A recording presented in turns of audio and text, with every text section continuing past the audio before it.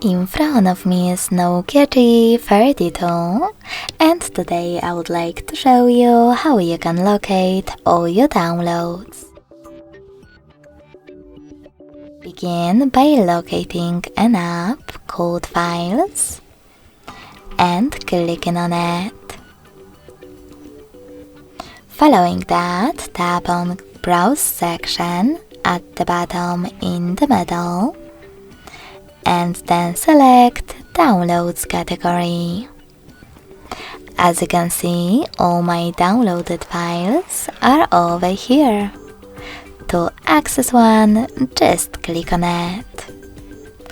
Thanks so much for watching. If you enjoyed this video, don't forget to leave a like, comment and subscribe. Bye!